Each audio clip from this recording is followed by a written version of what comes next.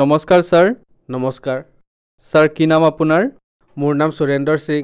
সুৰেন্দ্ৰ, আপুনি ক'ৰ পৰা আহিছে? মই ৰুদ্ৰপুৰ উদম সিং নগৰ উত্তৰাখণ্ডৰ।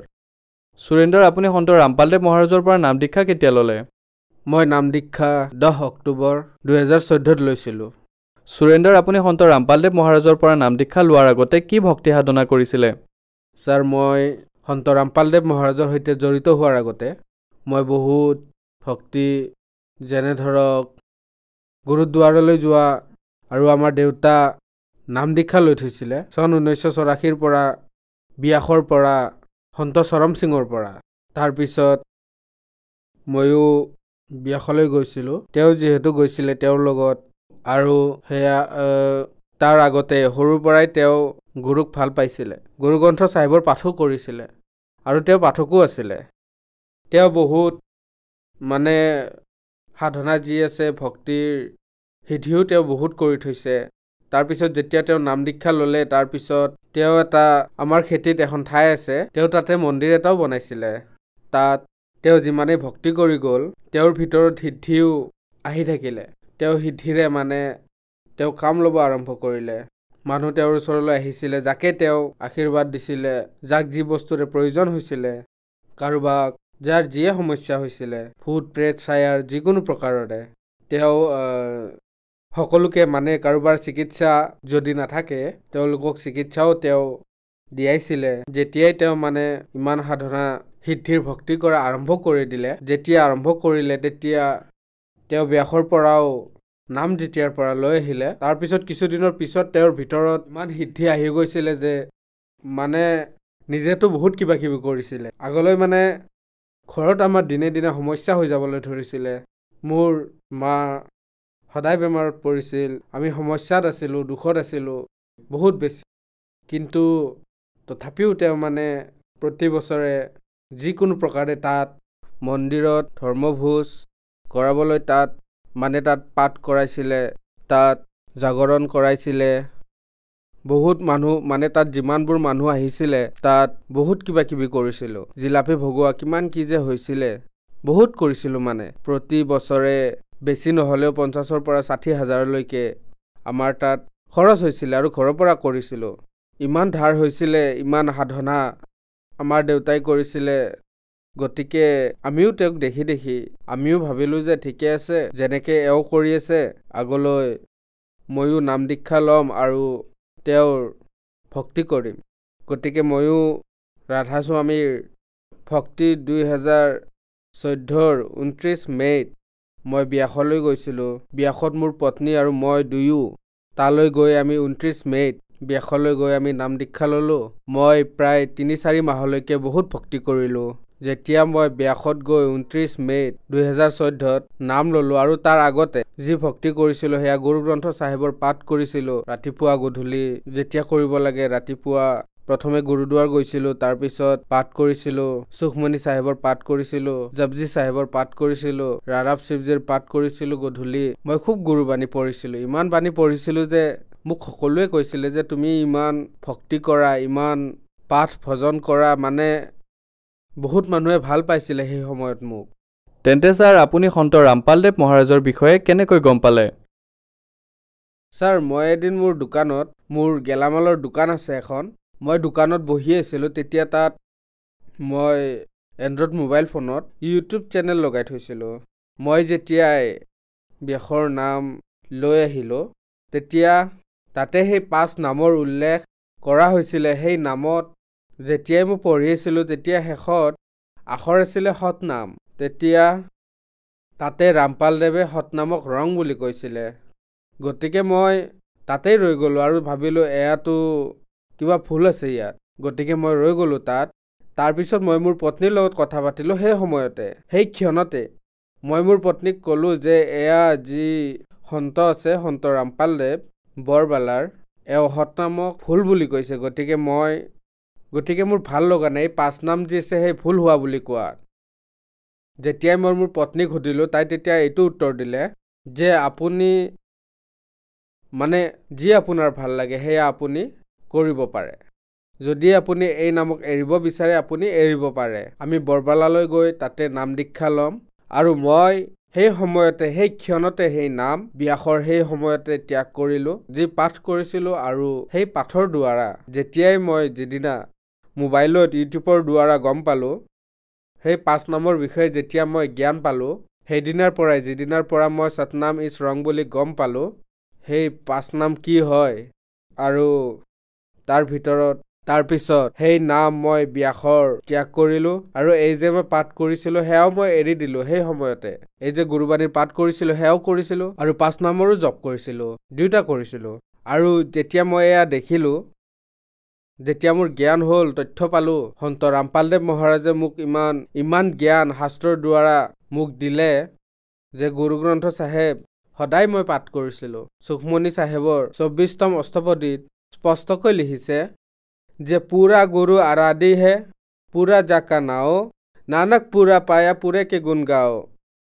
গতিকে যেতিয়া মই ইয়াত দেখিলোঁ, গুৰু নানক দেৱে ইয়াত কৈ আছে যে পূৰ্ণ গুৰুৰ আৰাধনা কৰিব লাগে আৰু পূৰ্ণ গুৰুৰ পৰাই পূৰ্ণ গুৰুৰ নাম আৰাধনা কৰিব লাগে, তেতিয়া মোৰ সেইদিনাখনেই মই দুয়োটা বাণীৰ পাঠ আৰু দুয়োটাই মই যি নাম লৈ থৈছিলোঁ ব্যাসৰ, সেইদিনাখনেই মই ত্যাগ কৰিলোঁ। আৰু এমাহৰ পিছত গৈ প্ৰথমে মই দেউতাক পঠিয়ালোঁ, যিজনৰ সিদ্ধি আছিলে, বৰবালালৈ, সন্ত ৰামপালদেৱ মহাৰাজৰ ওচৰলৈ। তেতিয়া প্ৰথমে তেওঁ নাম দীক্ষা লৈ আহিলে, তাৰপিছত আমি গ'লো 2014 10 অক্টোবৰত। তাৰপিছত মই নাম দীক্ষা ল'লোঁ, তাৰপিছত আমি ভক্তি আৰম্ভ কৰিলোঁ।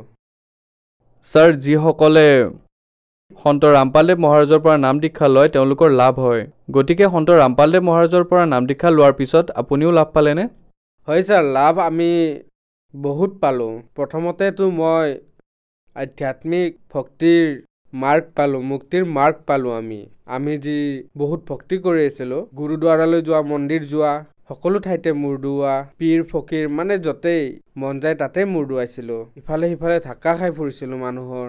সেয়া আমি সেই কথা গম পালোঁ, সেই পৰমাত্ম তত্ত্বৰ কথা গম পালোঁ, যি জগতগুৰু তত্ত্বদৰ্শী সন্ত ৰামপালদেৱে আমাক কৈছে, যি সাধনাক, আৰু সেয়া যি ভক্তি কৰি আছোঁ। আৰু আমাৰ লাভ সৰু সুৰাটো ছাৰ আমি বহুত লাভ পাইছোঁ।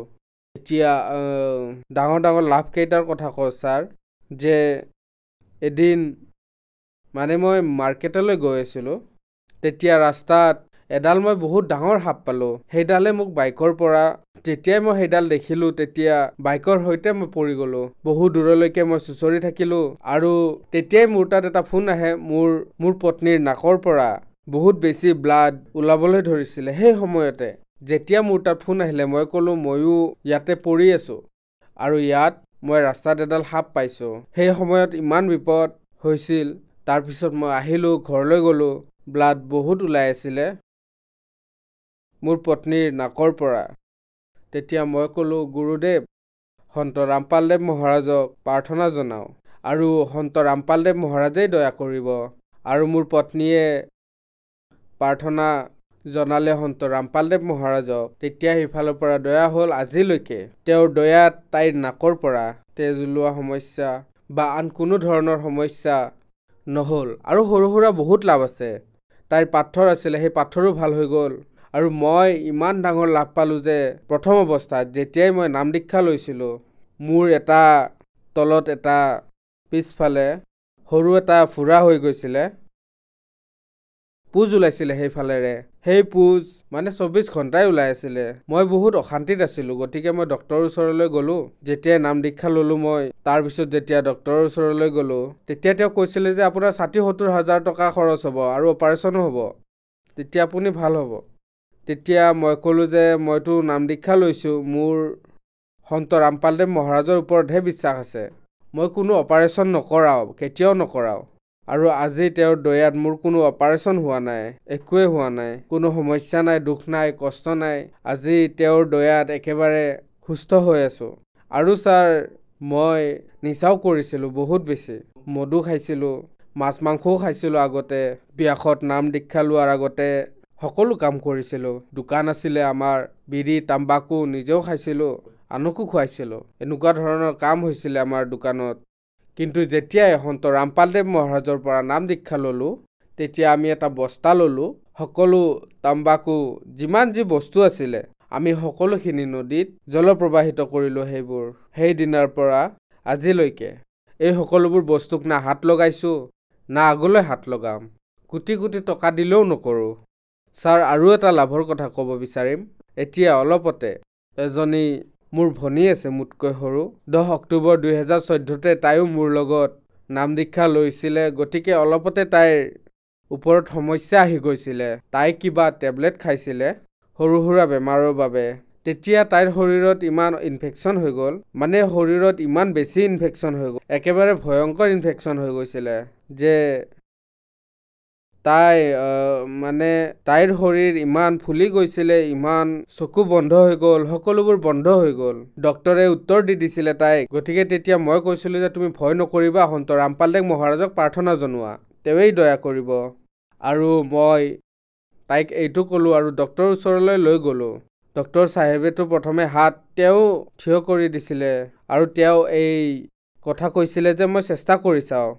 তেওঁ এটা বিষক কাটিবলৈ এটা বিষৰে ইনজেকশ্যন লগোৱা হয়, সেয়া নাভিত লগায়। তেওঁ সেই ইনজেকশ্যন নাভিত লগাইছিলে।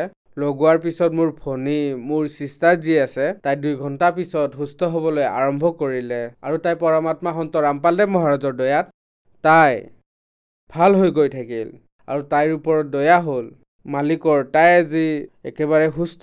ডক্টৰে সেই সময়ত মোক সুধিছিলে যে তুমি কি কাম কৰা? তেতিয়া মই ক'লোঁ যে মই সন্ত ৰামপালদেৱ মহাৰাজৰ শিষ্য, তেওঁৰ ভক্তি সাধনা কৰোঁ। আৰু তেতিয়া ক'লে যে তেওঁৱেই আজি তাইক বচাইছে। আমিতো বিষৰ ইনজেকশ্যন লগাই দিছিলোঁ যে এয়া মানে তাইৰ চান্স নাছিলেই বচাৰ।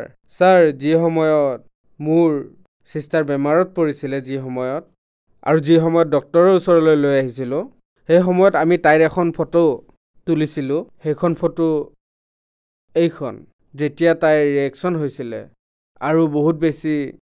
তাৰপিছত মানে তেওঁ যেতিয়া বিষৰ ইনজেকশ্যন লগাইছিলে নাভিত, গতিকে তাৰপিছত সন্ত ৰামপালদেৱ মহাৰাজে দয়া কৰিলে। আপুনি এইখন ফটো চাব পাৰে। 15 দিনৰ পিছত তেওঁৰ স্থিতি এয়া হৈ গ'ল মহাৰাজক প্ৰাৰ্থনা জনোৱাৰ পিছত। ছাৰ, সন্ত ৰামপালদেৱ মহাৰাজৰ পৰা নাম দীক্ষা লোৱাৰ পিছত আপুনি বহুত লাভ পালে। আপুনি সন্ত ৰামপালদেৱ মহাৰাজৰ পৰা নাম দীক্ষা ল'লে আৰু আপুনি নিচাও এৰিব পাৰিলে আৰু নিচা কৰা বস্তুও নেবেচে। গতিকে ছাৰ, মানুহবোৰ ইমান সলনি কেনেকৈ হৈ আছে, ইমান পৰিৱৰ্তন কেনেকৈ হৈ আছে? যিসকলে সন্ত ৰামপালদেৱ মহাৰাজৰ পৰা নাম দীক্ষা লয়, তেওঁলোকে নিচা কৰাটো দূৰৰ কথা, নিচা কৰা বস্তুও হাত নলগায়। ইমান সলনি কেনেকৈ হৈ আছে?